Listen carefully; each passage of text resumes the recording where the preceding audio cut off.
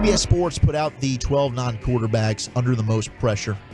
It is indeed Mike McCarthy, who is the Cowboy, and he's number 2 overall, second most amount of pressure on the list. By the way, we're starting to see, I saw where Clarence Hill was tweeting some stuff out about Mike and Jerry's relationship and stuff like that. So surprising, though, usually with vacations going on right now, that's something that kind of would fly under the radar a little bit. But I guess Clarence has got some people, and maybe it's his own observations as well. Well, and I think, as we mentioned earlier, and that's coming from the report that a lot of these aggregator accounts like JPA Football ended up putting out from an article written by Ty Dunn, which I think came out like maybe at the beginning of the month. And he said that Mike McCarthy is beginning to get fed up with Jerry Jones. Quote, McCarthy's doing it the best he can. Some of the people I've talked to have said that he's getting fed up with it a little bit. So now, chill, as the great journalist that he is, going and just kind of fact-checking things a little bit here. But here's one thing that I was thinking about. Who's the player that we're most excited, really curious to see once we get out to Oxnard? Ooh, the player that I'm most curious to see. I think for me, it's going to be Maris Leofau. Okay.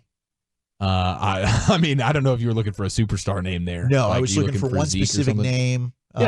Trey Lance, the quarterback. We've talked about that. We've kicked that around a little bit. Okay. But Maris, for sure. I know you talked a lot about Maris. Fair enough, yeah.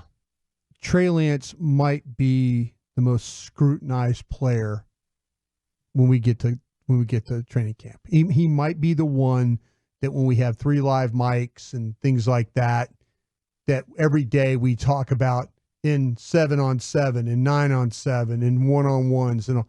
He is going to be the one where Todd Archer is going to chart every pass, and we're going to start to see numbers. This is he is the one, because they as you mentioned, Eric, they gave a 4th-round pick. Is this guy the future? Right. They saw last year he practiced without our eyes even watching him. You know what I'm saying? His practices were during the season when we couldn't see him practice. So we all really, now we've had some ideas about from the OTAs and the mini camps and stuff, what he could potentially do. But they can't hide him at these training camp practices. So here's my thing when it comes to Trey Lance. We're going into this season where you've got Mike McCarthy, who's a lame duck coach. There's a lot of question marks. Dak Prescott, not under contract. Trey Lance, not under contract. Right. Neither is Cooper Rush, right? That's one of the funniest things about Jerry pulling the trigger on the Trey Lance thing. It wasn't like it was having foresight of like, hey, we have this guy under control cheaply for an extra 1 or 2 years post Dak. If we decide we want to move on to Dak, we have a little bit of an upside contingency plan. It's like, no, both of these guys are, you trade a 4th-round pick for a guy that gets to walk out the door in free agency at the exact same time as Dak. Like, what was the plan here? These timelines don't add up at all. Are you even going to get to see him play legitimate football other than preseason throughout his tenure, the 2 years? It's just a weird deal. I think to your question, your tease was the non-quarterback. I think it's Tyler Guyton. Okay, it's Tyler Guyton. So, but this is the point that I want to make regarding Trey Lance and Mike McCarthy here. What's McCarthy's background? He's an offensive coordinator, right? Sure. And we heard all about the quarterback camps and everything that he used to have in Green Bay. Yeah, the QB schools. To me, I don't know what you want to assess he's done with Dak since he's been here and the developments with Dak, right? But you did trade for a young quarterback, whether he knew about it or not, in Trey Lance. That is talented, 3rd overall pick.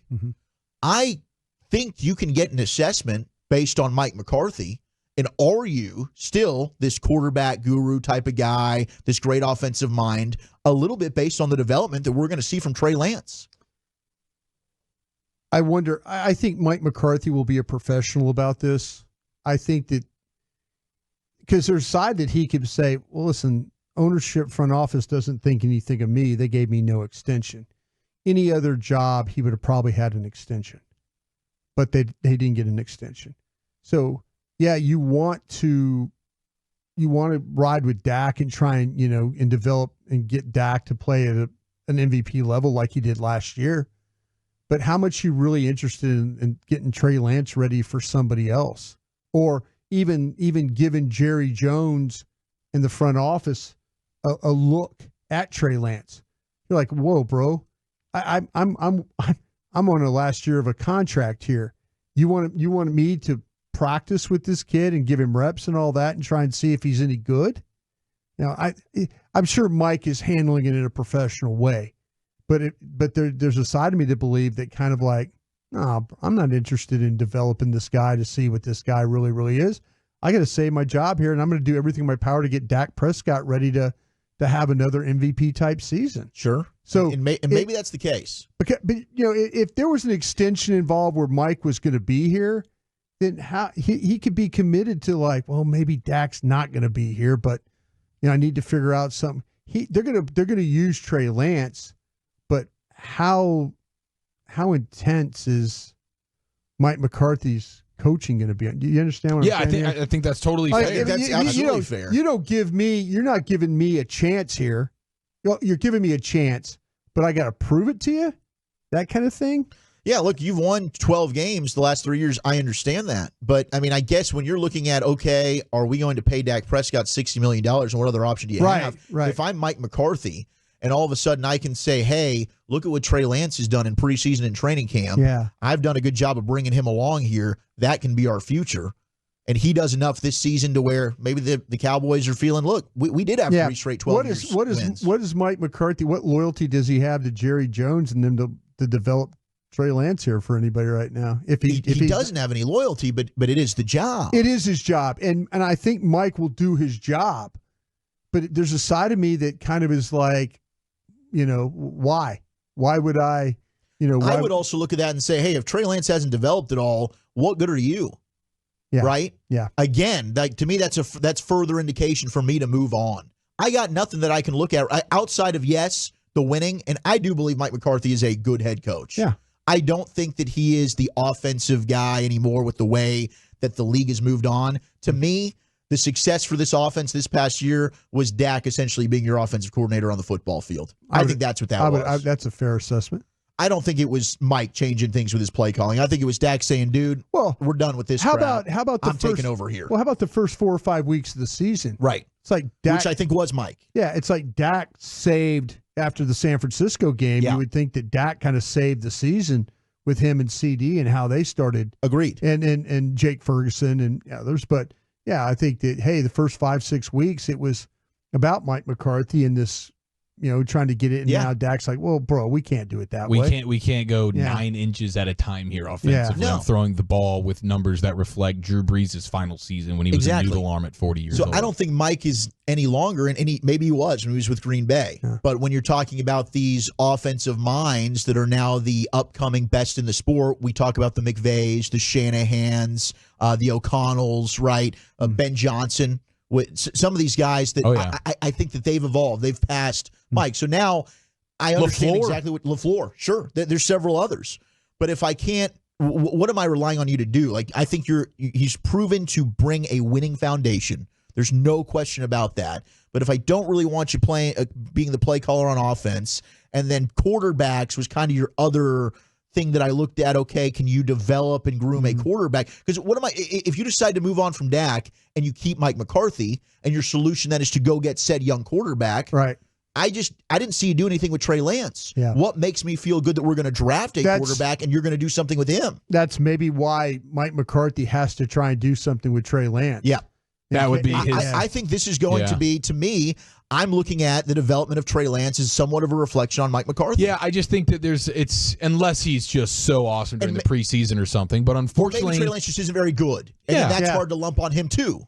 Yeah, and at least he has the out of, like, I didn't draft this guy. I didn't even get involved in the trading for this player. Jerry just showed up in my office one day and said, hey, we don't have a 4th-round pick anymore, but we do have Trey Lance. And McCarthy's like, okay, I didn't invest anything in this. So, and he's already a cast off from Shanahan. Shanahan's already told you, I don't have the time to mess with this project anymore. So I do think McCarthy has that going for him, where it's like there's not a ton of pressure because he's already been a cast off somewhere. So it's not like you have all that pressure, right? And then I understand what you're saying too, Broadus, about just sort of like spite coaching. Like, I don't want Jerry to feel like, I made a great trade. And you're 100% right, there is none. He doesn't have any.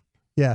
But there's loyalty to the job and the professionalism that he has. Right. But deep down inside, it's like, man, you really didn't trust me to see this thing through. Yeah, you're giving me an opportunity, but you've got, I think Mike would probably look at this and say this quarterback situation is not ideal right now. with the way the quarterbacks are in the Continental list, out of Pacifica and Jerry and Steven and those guys can get a contract done with Dak. I don't think he would say it's ideal at all. Yeah, I mean it's definitely difficult having all your guys not under contract, free agents. Yeah, no question. That is a tough deal, including yourself. McCarthy comes up at number 2, second most pressure among non-quarterbacks. Basically, everyone on the Jets was number 1, but you're going with Tyler Guyton. You think Guyton's the guy? Well, if you ask me, the Dallas Cowboy that you're most excited about? Yeah, the one that I'm going to keep my eye on. Guyton, because the Hoffman at center thing, I don't know if the offensive line coach is going to allow BB to start at the center. 2-rookie thing. Yeah, which I hear you. But I think Guyton has to be better than anything they've got at left You're tackle. hoping your first-round pick starting for you. Exactly. You need that 100%.